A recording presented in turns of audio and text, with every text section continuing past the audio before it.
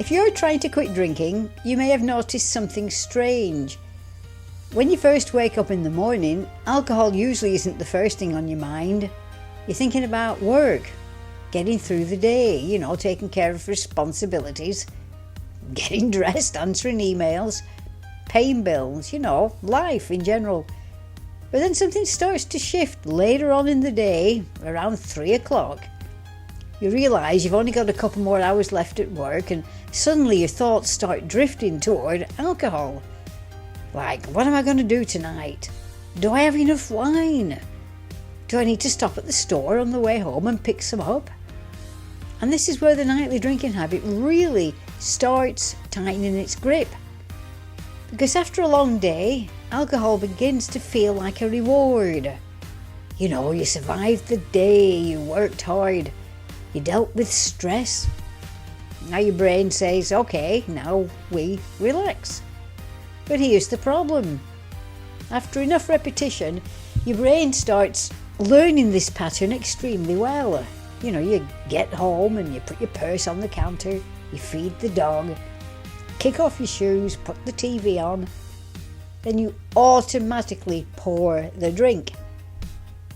After years of repeating the same behaviour night after night, the routine becomes deeply ingrained. And this is where habit pathways in the brain come to play.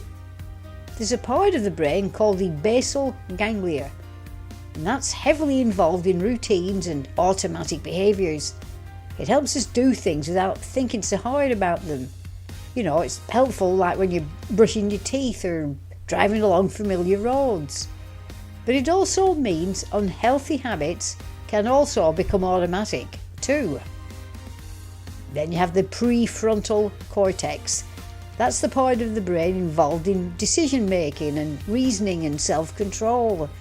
So every evening there's almost like this tug of war happening. Part of your brain wants relief and familiarity, and another part of your brain is saying, I don't want to keep doing this. And that internal conflict becomes exhausting. Because at first the drink may feel comforting, but after several drinks, many people end up feeling frustrated and anxious and disappointed and even angry with themselves. You start wondering, why do I keep doing this? Why can't I stop? Why do I keep breaking promises that I make to myself? And the answer is not because you're weak, it's because the pattern has been repeated so many times that your brain now expects it. The good news is, learned behaviours can be changed. I'm living proof of that. But first, the pattern has to be interrupted consciously, and that starts with making an honest decision. Not a wishy-washy, I'll try. Not, maybe after the weekend, that's just putting it off. But a real internal decision that says, this is no longer helping me in any way, shape or form. And one thing that can help interrupt the urge is something called a somatic marker, and I talk about this in my course extensively. A somatic marker is basically an emotional memory tied to a painful experience. So instead of romanticising alcohol, you intentionally remind yourself what drinking actually led to. The embarrassment, the anxiety, the shame, the regret, the arguments, the exhaustion, the horrible feeling the next morning. You bring those memories forward on purpose instead of only remembering the temporary relief that alcohol provided. The brain has a tendency to remember the reward and conveniently forget the consequences. And over time, as you stop repeating the drinking routine, the brain slowly begins learning a new pattern.